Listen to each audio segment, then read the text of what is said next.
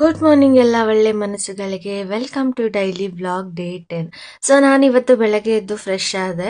ನಾನು ಫ್ರೆಶ್ ಆಗೋ ಅಷ್ಟರಲ್ಲಿ ಆಲ್ರೆಡಿ ಅಮ್ಮ ಪಪ್ಪ ಎದ್ಬಿಟ್ಟು ಟೀ ಮಾಡಿಕೊಂಡು ಜೊತೆಗೆ ಟೀ ಕುಡಿತಾ ಇದ್ರು.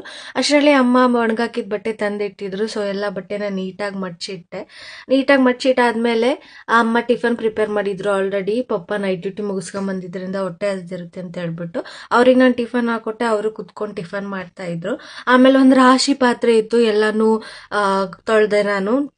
ಅದಾದ್ಮೇಲೆ ಟಿಫನ್ ಹಾಕ್ಕೊಂಡು ಅಮ್ಮ ನಾನು ಜೊತೆ ಕುತ್ಕೊಂಡು ಟಿಫನ್ ಮಾಡಿದ್ವಿ. ಟಿಫನ್ ಆದಮೇಲೆ ನಾನು ಲಾಗಿನ್ ಟೈಮಿಂಗ್ಸ್ ಆಯಿತು ಅಂತ ಲಾಗಿನ್ ಆಗಿ ಕೆಲಸ ಸ್ಟಾರ್ಟ್ ಮಾಡಿದೆ. ಅಷ್ಟೊತ್ತಿಗೆ ಪಪ್ಪ ಮಧ್ಯಾಹ್ನ ಊಟಕ್ಕೆ ಅಂತೇಳ್ಬಿಟ್ಟು ಹೀರೆಕಾಯಿ ಪಲ್ಯಗೆ ತರಕಾರಿ ಹೆಚ್ಚಕ್ಕೆ ಸ್ಟಾರ್ಟ್ ಮಾಡಿದ್ರು. ಅಮ್ಮ ಕೂಡ ಫ್ರೆಶ್ ಆಗಿ ಪೂಜೆ ಎಲ್ಲ ಮಾಡ್ತಾ ಇದ್ರು.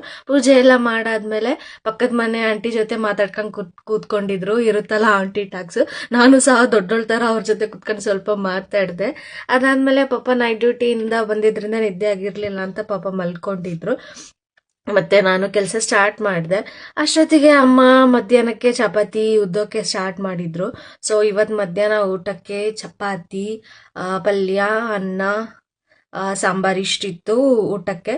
ಸೊ ಅಮ್ಮ ಪಪ್ಪ ನಾನು ಜೊತೆ ಕುತ್ಕೊಂಡು ಊಟ ಮಾಡಿ ಸ್ವಲ್ಪ ಹೊತ್ತು ಟೈಮ್ ಪಾಸ್ ಮಾಡಿದ್ವಿ. ಅದಾದ್ಮೇಲೆ ಮತ್ತೆ ನಾನು ಕೆಲಸ ಸ್ಟಾರ್ಟ್ ಮಾಡಿದೆ. ಇವತ್ತು ಕೂಡ ತುಂಬ ಕೆಲಸ ಇತ್ತು. ಅಷ್ಟೊತ್ತಿಗೆ ಈವ್ನಿಂಗ್ ಆಯಿತು. ಆ್ಯಕ್ಚುಲಿ ನನಗೆ ಇವತ್ತು ವಾಪಸ್ ಬ್ಯಾಂಗ್ಳೂರಿಗೆ ಹೋಗೋದಿತ್ತು.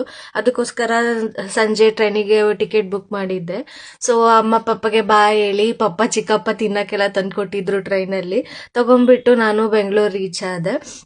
ನಾನು ಬೆಂಗಳೂರು ರೀಚ್ ಆಗಿದ್ದು ಆಲ್ಮೋಸ್ಟ್ ನೈಟ್ ಆಗಿತ್ತು. ನೈಟ್ 9 o'clock ಆಗಿತ್ತು.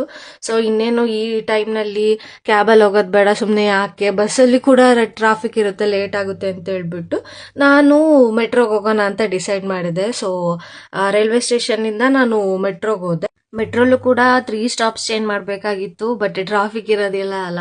ಸೊ ಇದು ಆಲ್ಮೋಸ್ಟ್ 30 minutesಲ್ಲಿ ನಾನು ರೀಚ್ ಆದೆ. ಸೊ ನನಗೆ ಮೆಟ್ರೋ ಸ್ಟೇಷನ್ ಹತ್ರ ಬಾ ಅಂತ ಸಂತುಗೆ ಹೇಳಿದ್ದೆ. ಸೊ ಅವ್ನು ಬಂದಿದ್ದ, ಮೆಟ್ರೋ ಸ್ಟೇಷನ್ ಹತ್ರ ಬಂದು ನಾನು ಕರ್ಕೊಂಡೋದ. ವಾಪಸ್ ಮನೆಗೆ ಹೋಗಿ ಊಟ ಮಾಡಿಬಿಟ್ಟು ಸ್ವಲ್ಪ ಚಿಲ್ ಮಾಡಿ ಮಲ್ಕೊಂಡ್ವಿ. ಇದಾಗಿತ್ತು ನಮ್ಮ ಡೈಲಿ ವ್ಲಾಗ್ ಡೇ 10. ನೆಕ್ಸ್ಟ್ ವಿಡಿಯೋದಲ್ಲಿ ಸಿಗ್ತೀನಿ. Love you, bye bye.